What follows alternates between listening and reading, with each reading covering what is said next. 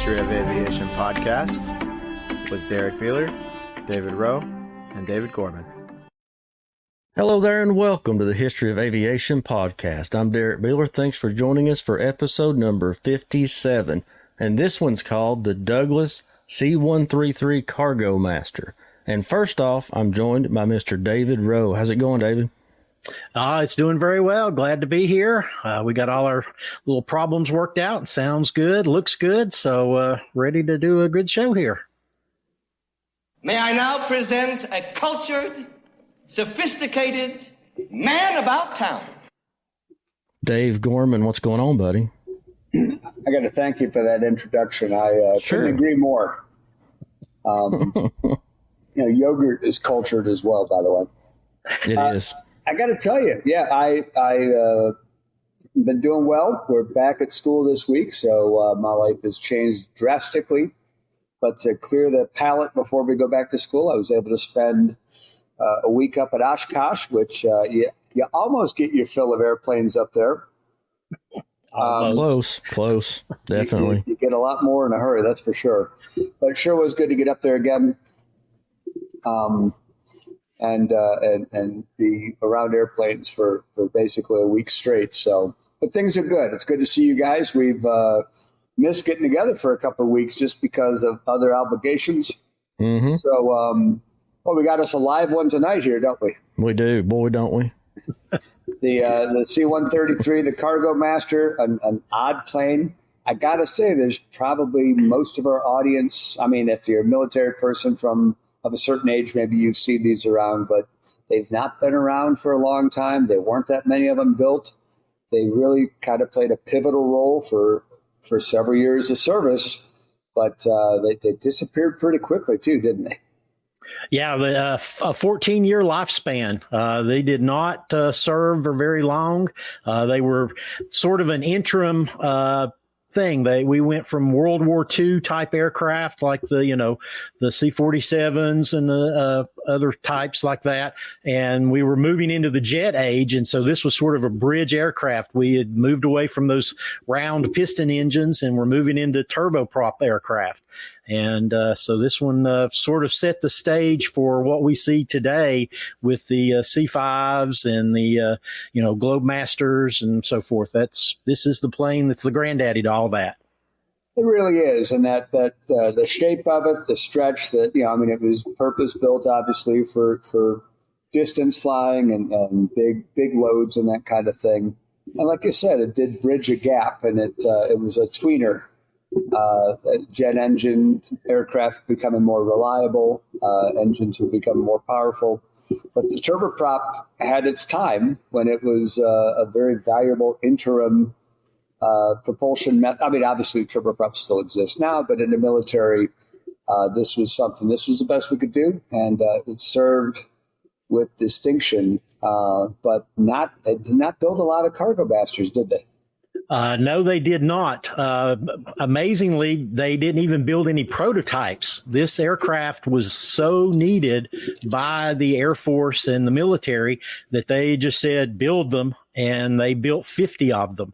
There were 35 A models and 15 B models, and that's it. It was a very short period of time. I believe it was 56 to 61 was the years that they were built. And with only 50 of them around, they were used extensively. They flew long distances a lot of time.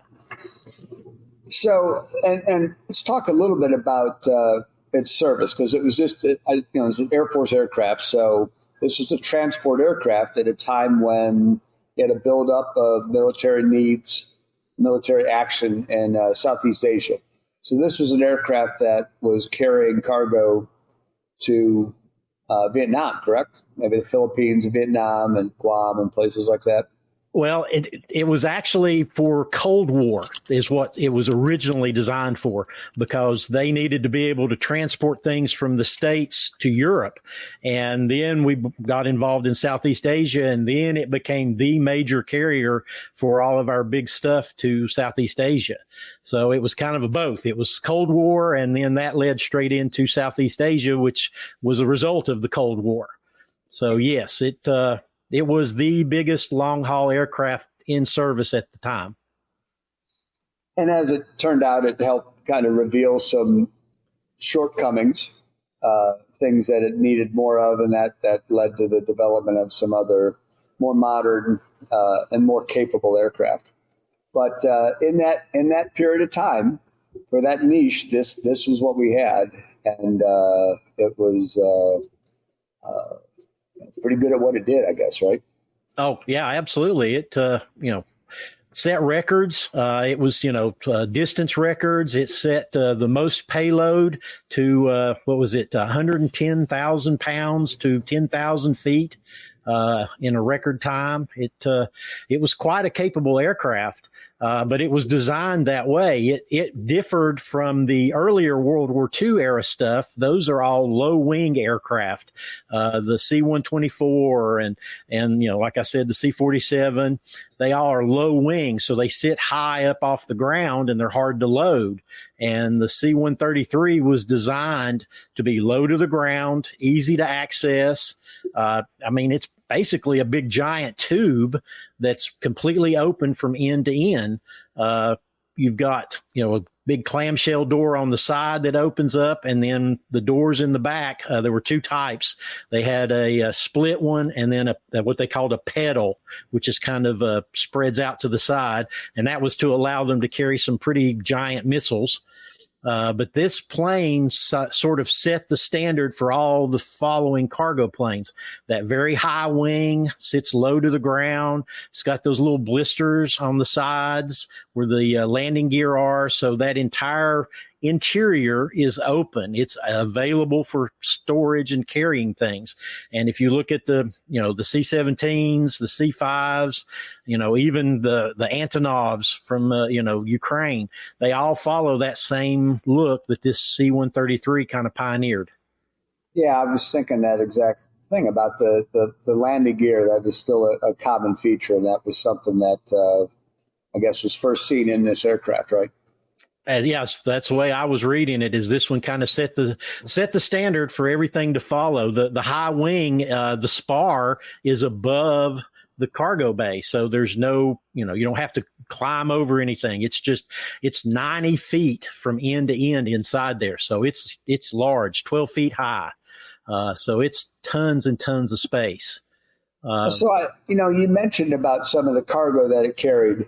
And I had been under the impression until I was doing a little research on this, that this was an aircraft designed to carry missiles.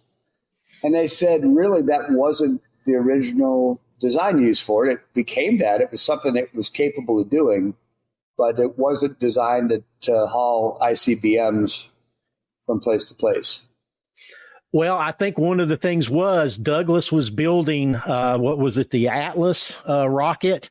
That was sort of what they built the entire cargo bay to fit, was for that to be able to fit in so they could carry their own designed missiles within it.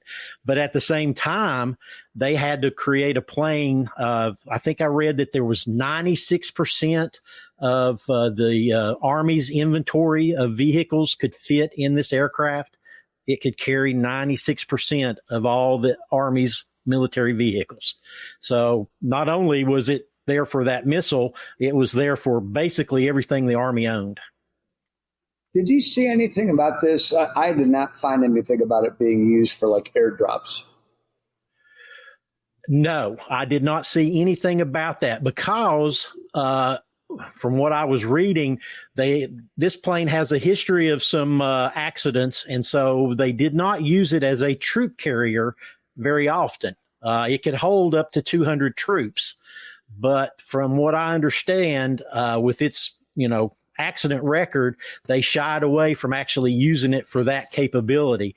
I think they stuck more with like the C-130 for parachute drops. This was more strictly for cargo carrying purposes. Well, and as you mentioned, it set records with time to climb and load to altitude, things like that it was very capable of.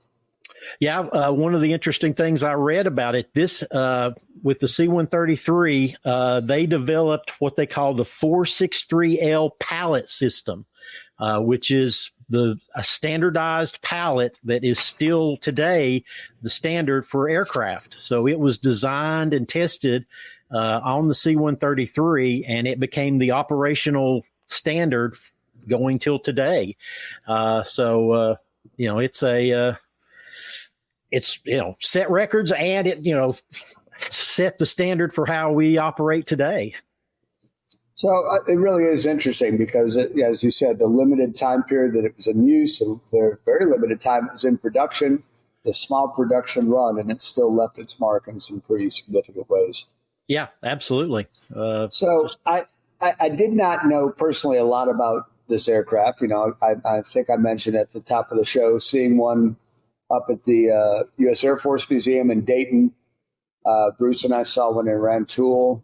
That's since been scrapped, unfortunately. It looked to be in great shape, but the Air Force Base Museum that it was at was all being moved. The base was being shut down, and so they moved out what they could, and there was nobody looking for a 60-year-old transport plane, unfortunately. So it got scrapped in place. But I have a friend that you met him in St. Louis. My buddy Don, his dad was an F-111 pilot. But before he was an F-111 pilot, he was a C-133 guy.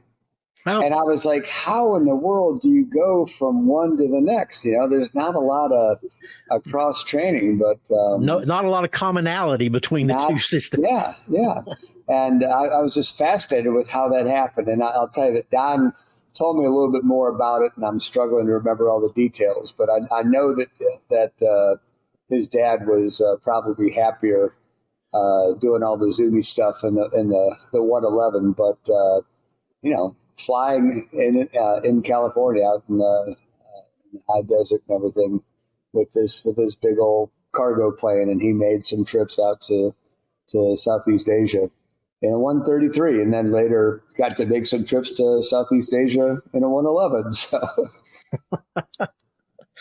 Well, I mean, I would much rather be in the faster ship. So, but the C-133 was absolutely necessary just to get the materials over there. And that was the whole purpose. I mean, this thing could fly up to 4,000 miles. I think with 50,000 pounds, 4,000 miles, it could take 100,000 pounds for 2,000 miles. So, I mean, it had some pretty long legs. It could go a long way. And it flew, with those turboprop engines pretty quickly. What was it? 359 miles per hour maximum speed and 323 cruise. So, I mean, it could move along pretty well with a big load. Did it have aerial refueling capabilities? I do not believe so. I believe this was a little bit before that became the standard. So that was something that, again, when you think about C-5s and C-141, some of the replacement aircraft that had that capability, that was just something that was coming on. As far as technology, having, turboprop refuelers and then jet refuelers, everything kind of got stepped up. So this plane was kind of being left behind, wasn't it? Well, it was because, the transition to the jets were, it was on the wall. You could see the writing and everybody knew it. And they were just, they had to have this aircraft because this was a hole in our inventory. We didn't have a long haul plane. So we had to get something in there. And as soon as we got it in there, they got to work on the next generation. And as soon as that was available, which the C-5 Galaxy is actually the aircraft that replaced this one as our big long haul aircraft. So, I mean, it's set up for, set the stage for a really great airplane to come after it. Well, it absolutely did. And that's something that, it held its own for as long as it could. And then, retired, I guess, somewhat gracefully, but like I said, there are a few examples still around. I remember distinctly being absolutely stunned to find out that there was one that was still flying up until the early 2000s. 2008. Yeah, and I thought, man, can you? And I remember seeing video of it flying into, was it Travis? Air Force Base, maybe in California. That is where they retired it to. Yeah, and seeing that coming in and thinking, this is a relic. How did they even get this? It'd be like, I don't know, getting a spat or something. It just seemed like it was such an old plane, and I thought, I'm so glad that someone cared enough to take care of one and keep it in flying condition. But I think Bruce shared with us a video earlier about it that I didn't get a chance to watch, but that the guys flying it in, they were glad to put it on the ground. They were getting some warnings about the need to. Exactly. There was a warning light going off as they were landing, and it was like, well, there's a plane on the runway. It doesn't matter. We're landing. Just get it out of the way. Here we come. Here we come. But there was use in Alaska. This the last one that was in use until 2008 was used in Alaska, and it was hauling backhoes and equipment and supplies, and there was still a need up in Alaska. It's kind of like Buffalo Airways, just up and decide, well, this is a big old plane. Let's get it running and haul some stuff. And they kept it working until it just, one of the things that I read was these things had a 10,000 hour lifespan. And apparently, because there were only 50 of them built, they all reached that 50 hour or that 10,000 hour limit really quickly. So they had to do life extension programs, to 15,000, 17,000, and ultimately, I think 19,000 hours. And these planes did suffer from some structural fatigue, and they had some of the accidents regarding it are based on that the vibration.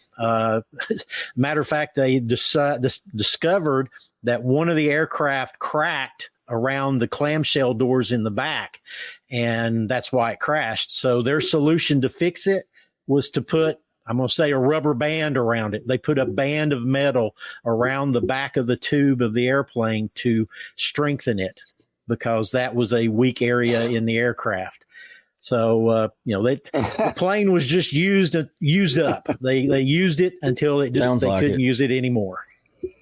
I got to think, if you're the pilot and you're doing your pre-flight inspection and looking at everything on the outside before you go through your checklist on the inside, and you see this metal band back around the rear of the fuselage, and you're like, okay, without that, my plane could come apart. And right. I feel a little bit better, but is that you look around on the tarmac, and none of the other planes have a big metal band holding it together, but. No, the interesting part there, I watched several videos, and a lot of them mentioned that. So there's 50 of these aircraft that are built. There were 10 lost. So that's, a large percentage of the aircraft. Yeah, but that's sort of a statistical anomaly, because there is so few of the aircraft. So, it's still a lot of planes to go down, and most of them went down over water. I think there were 4 or 5 that crashed in the ocean. So no one could go get the aircraft and study it and figure out why they were coming down out of the air. Some of the things were icing. Apparently the left wing had a bad tendency to stall first and put the airplane into a spin. Kind of similar to that aircraft that just crashed in Brazil. These are big planes, and they're hard to stop when they get going. There was also some issues with that Curtiss propeller. There's a 3-bladed Curtiss propeller on the front that would overspeed, and the gearbox would blow up. And so there were some problems with that. And I know, Dave, your dad wasn't a big fan of Curtiss props. So here's another example of a Curtiss prop that wasn't really, I don't know if it was design or materials or what, but it's a Curtiss prop that it had its problems. He said there was no worse combination than a Curtiss airplane powered with Curtiss propellers. I'll always hear him say that, because he just couldn't stand it. But, there may have been something to it. I don't know. Well, who knows? But, I think, was it 18-foot props? I mean, these are gigantic propellers on this plane. But, it's as much weight as it's carrying. Those turboprop engines have got to produce a lot of power. Yeah, and the cool thing is there are videos of these things running, so you can hear that turboprop whine, and you said these big, huge blades, so it really is a pretty distinctive sound that you hear. Yeah, absolutely. A really whiny sound. They are Pratt & Whitney T34 P9W turboprop engines. That was going to be my guess. Yeah, exactly. But Pratt & Whitney, that's, the good engine maker. 7,000 horsepower each. Right. There's 4 of them, so that's a lot of power. And I watched a video of one of these taking off, and it wasn't loaded, but at the same time, it just floated right off the ground. It was pretty amazing. It didn't, point up in the air. It just kind of lifted out like a B-52 does. It just kind of lifted up and just off it went. There it goes. It was amazing. I guess another thing that surprised me, and we've talked a little bit about its speed and that it was a pretty fast, for what it did and the realm it operated in, it was a pretty fast airplane. I was surprised that it didn't have a higher ceiling. For a pressurized aircraft, it was not above 25,000 feet. And that's 23,000. Yeah. Yeah, that kind of surprised me a little bit. That development wise, I guess that was a step forward, but a little less than we were going to see with the C5s and the 141s just a few years later. Yeah, exactly. The inside of the aircraft pressurized, heated, and ventilated. So, it should have been able to go much higher, but obviously that 20,000 feet was the optimum height, and that's where it operated at. Well, do you think that was an engine requirement, perhaps? Maybe that's where they were most efficient. Exactly. I'm sure that had a great weight on where they chose to be at. It makes sense, I suppose. Oh, yeah. There were a couple of we were talking about that one that was used in Alaska for private civilian use. Douglas actually kept 2 test articles that had no construction numbers or Air Force tail numbers. They had a C-133A and a C-133B, and I assume those were just their test aircraft that, any kind of modification, they kept those handy. But now one of the things I read was nobody quite knew what happened to those. They just kind of disappeared. But I did read that when they retired these aircraft in 1971, they sent them out to the boneyard, Davis Motham, and within a year, they were scrapped. They did not keep these around for long because I assume they knew they weren't going to need them in the future. It's just, let's move on and save some space. So you're telling me there wasn't like a bunch of aviation museums requesting one? Well, it's a big old airplane. There's not a lot of room for it. Yeah, like I said, eats up some space. When Bruce and I saw the one that was parked outside at Rantoul, it was at a part of the field that was kind of separate from the other aircraft that they were trying to find takers for. And it was sad. It was a beautiful aircraft. It looked to be in pretty good shape, but it was sad realizing that, that it was just too much for someone to take it apart and transport it somewhere else. It's just too big. Right. Yeah. There are, 4 that you can see. The National Museum of the U.S. Air Force, Dayton, Ohio, Pima Air and Space Museum in Tucson, Arizona, the Air Mobility Command Museum at Dover Air Force Base, and the Jimmy Doolittle Air and Space Museum at Travis Air Force Base in California. And there's apparently a couple that are in storage, but I don't have any more information on that. So they're out there. You can see them and just see how big they are, but they're spread out. Dover is one of the bases that they operated from. So it was Dover and Travis Air Force Base. That was the two bases that when they were operational, that's where they operated from. Well, I'm reminded once again about the remarkable collection up in Dayton. And some of the aircraft we've talked about here, they have examples up at Dayton. And I know, Derrick, we've talked some about doing a road trip up there. We need to make that happen. And we're in the planning stages of that. Correct. I hear. I think we've all been there individually a few times. Mm-hmm. But, it's something you could spend a couple of days with and still feel like, gosh, I missed. I want to go back and see more. So. No, there are 2 days. You need 3, 4. There's so many. Yeah. There's so many little things that, if you just spend a day looking at the planes, there's all the smaller memorabilia things in the cases that you walk right by because you're looking at, oh, wow, I've never seen that before. That's amazing. Yeah. And don't get me started on the gift shop either. Oh, man, you're not kidding. What a gift shop. They've got everything from toys and games to shirts, clothes, jackets, pins, buttons, badges. The book collection there is incredible. I mean, just about any aircraft they have there, if there's a book written about it, they have at least one copy of it, which is great for historians. They got a lot of stuff for kids as well.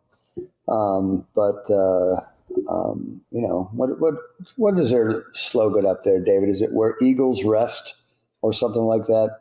They've got some kind of slogan like that just it means a lot when you think about these old warriors that are put out there and still able to be visited and revered because that collection really means a lot to a lot of people. Very much so. Yep. One of the other things on the 133 that I wanted to mention was that NASA used it extensively for the Gemini, Mercury, and Apollo space programs. They were carrying the launch boosters for the Atlas, Saturn, and Titan rockets in the C-133s. As a matter of fact, when the Apollo capsules splashed down, they were put into a C-133 and brought back to the States. So this plane was used extensively by NASA. Did they have a NASA tail flash on them, or were they just for Air Force that were on loan? I think they were just on loan. I have not seen any photos looking around that say NASA. It may have been something small, but not a big, giant, flashy something or other. I don't think NASA operated them. I think it was through the Air Force. Yeah, and I just said on loan, and I'm sure that's not what it was. It was an Air Force crew that was flying it on NASA's behalf. But, they were. Yeah. I'm sure it was an Air Force crew. Yeah. Well, I've got an interesting story about the an Air Force crew. We mentioned earlier that this C-133 was in Southeast Asia carrying cargo there and back. Well, I read a story by one pilot that he was in Southeast Asia, came in to pick up his flight, and he went back and checked the cargo, and it turned out to be an F-4 Phantom. Apparently something was wrong with it. They had broke it down into 3 or 4 pallets, stuffed it in the back of the C-133, and he was to fly it back to the States. He looks at it. He asks the guy back, the Cargomaster guy, and he's like, this thing's been drained, right? There's no fluids in it. No, it's got the flags on it. It's completely empty. You're good to go. So they get in the plane, they take off, they're flying over the ocean, Pacific Ocean, and the one of the guys in the back shows up in the cockpit and says, we have a problem. There's a couple inches of jet fuel sloshing around in the back of the cargo bay. So when they reached 20,000 feet, the pressure changed and there was a leak, and there was fluid in this Phantom that apparently was just gushing out. So he goes back. They had to wear a oxygen mask because the fumes were so bad. Because again, this is a pressurized aircraft. It's not open. You can't, so everything was being held in. All that fuel was sloshing around. You can't vent it out. Right, exactly. Yeah, you can't just open up a door and let it out because you're pressurized. So he goes back, tells his co-pilot, drop us to 10,000 feet so that we can open up the aircraft, and do not use anything electrical. Do not use the radio. Do not absolutely don't open any doors. Don't do anything. This plane is a bomb. Yeah, the captain is illuminated with no smoking light. Yeah, and, really. And the co-pilot's like, well, don't we need to contact ATC and let them know that we're dropping to 10,000 feet. We're not where we're supposed to be. And the captain was like, no, I don't care. Do any spark and we blow up. No, we'll contact them when we get close and use I think he said the UHF channel. So anyway, they go back, they get mops and brooms and towels. They're sopping it up into buckets. They get down to 10,000 feet and they open up a little panel or something on the side and they start dumping it out, cleaning it up. Well, sure enough, they get to Hawaii. They're getting ready to land and they contact ATC and say, hey, we've got an issue. We're coming to land. And their ATC's like, we thought we lost you because, again, as we discussed before, there was a history of these planes disappearing over the ocean. And so they were like, well, we're glad you're here, but all right, come in and land. So they land the aircraft, park it, shut everything down. And one of the ramp hands comes walking up as these guys are getting out. And he's like, hey, you all smell like fuel. You've got a fuel leak really bad. And the pilot's like, oh, you think? Yeah, no kidding, buddy. So he goes, get this Phantom off of my plane. They spent 24 hours with every door and panel open to air it out. And they said, we're not taking this Phantom any further. Somebody else can do it. They got in their plane 24 hours later and they flew to the States and left it behind. They said, that's it. The captain was like, I'm not taking this thing anywhere. Somebody else's problem. Well, he's very lucky, and it's good. I think his crew showed some pretty good discipline, figuring out what was going on and alerting everybody.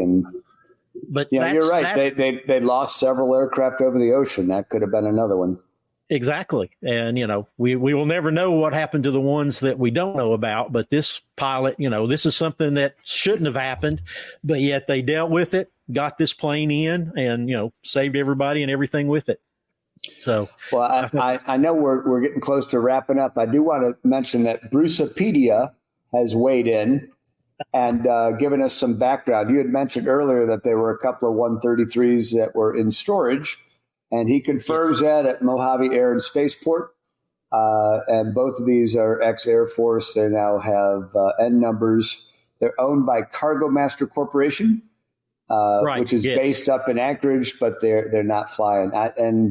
I'm sure. I bet we can find some current pictures. I would hope that there are some pictures of those.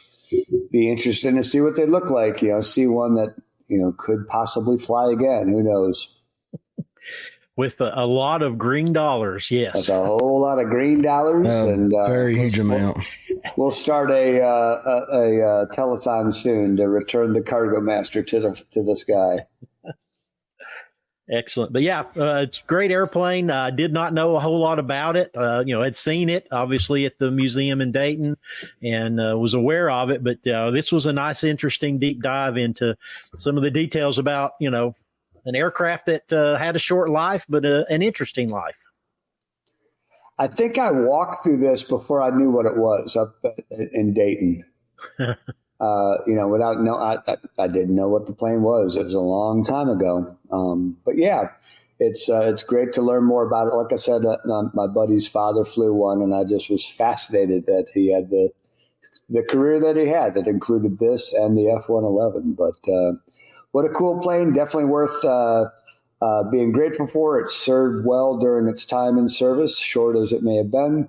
But it was a stopgap in between the propellers and the much more powerful jet engines that were still to come. So if we have any folks listening who were C-133 crew members or pilots even, we'd love to hear any stories that you have, any anecdotes you could share about your service with this aircraft or experience.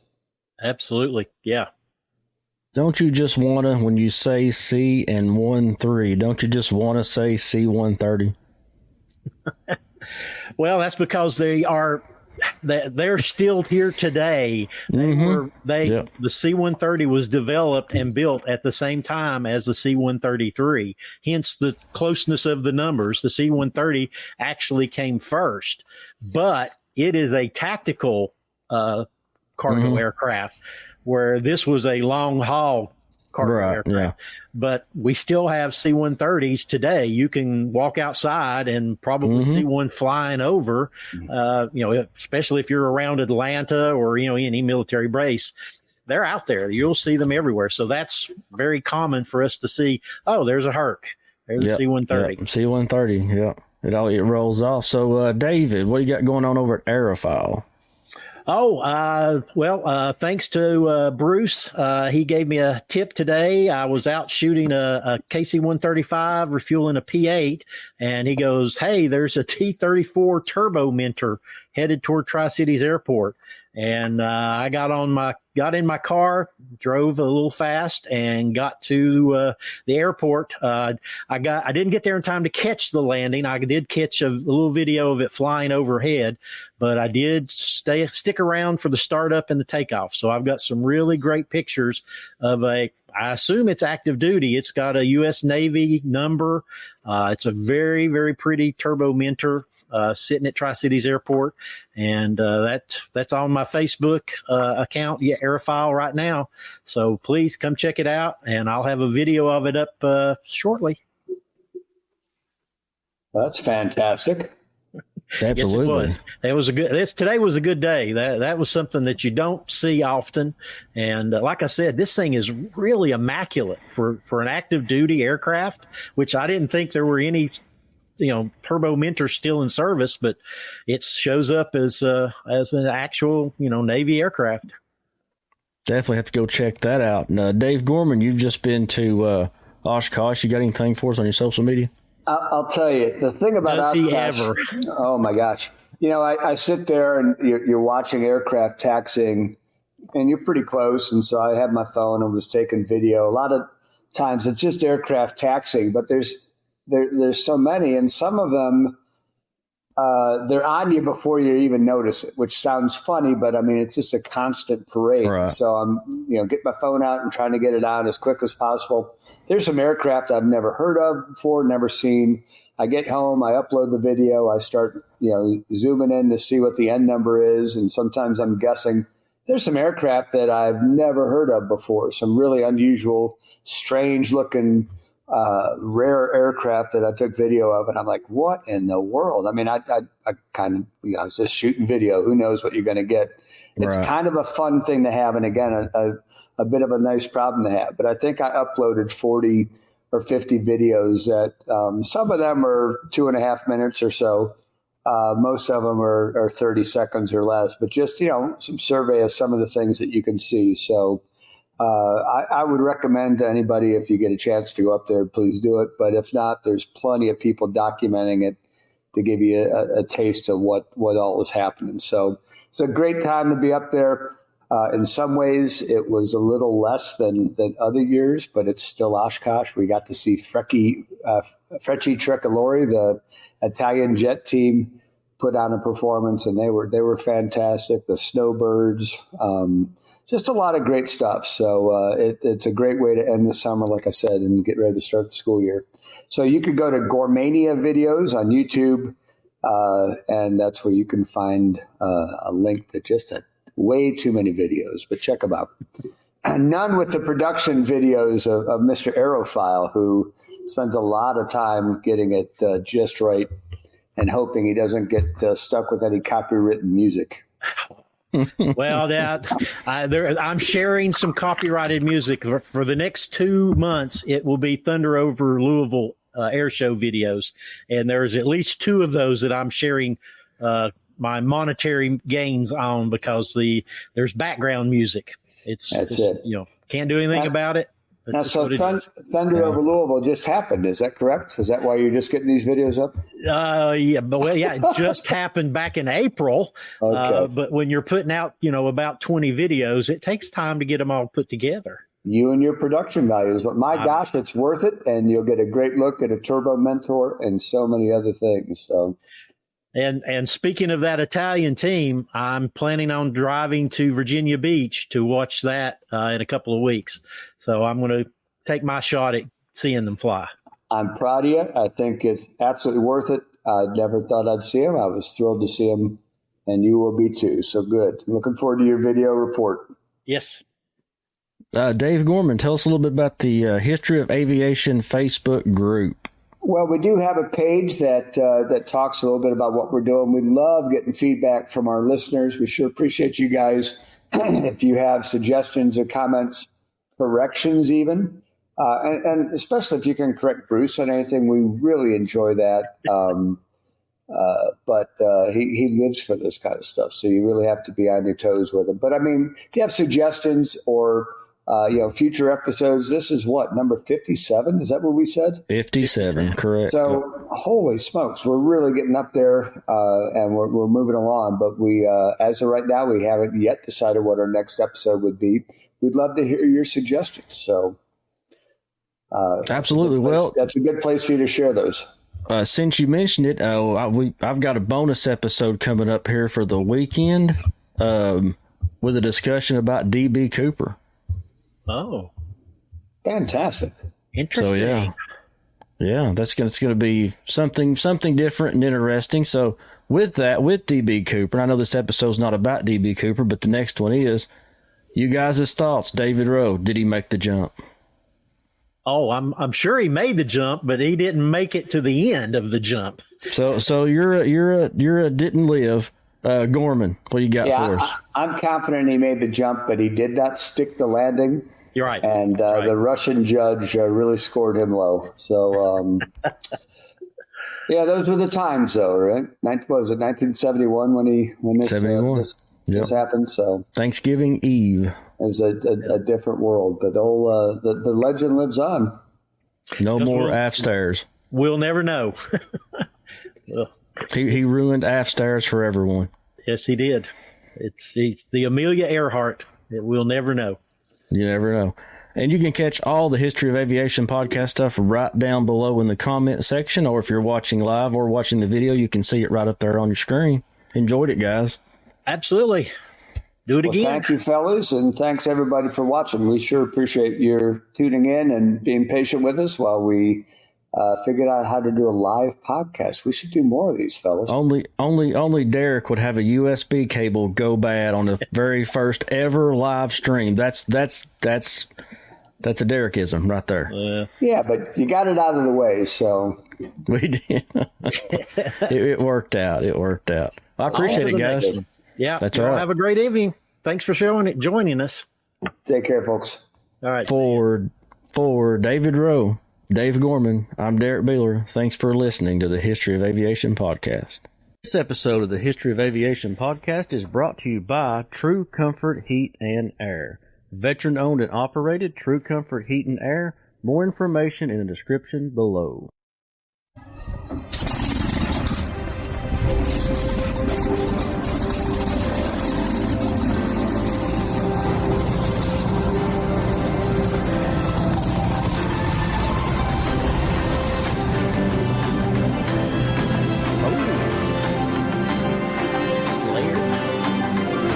This is Joe Morse. You are listening to the History of Aviation podcast with Derrick Beeler, David Rowe, and David Gorman.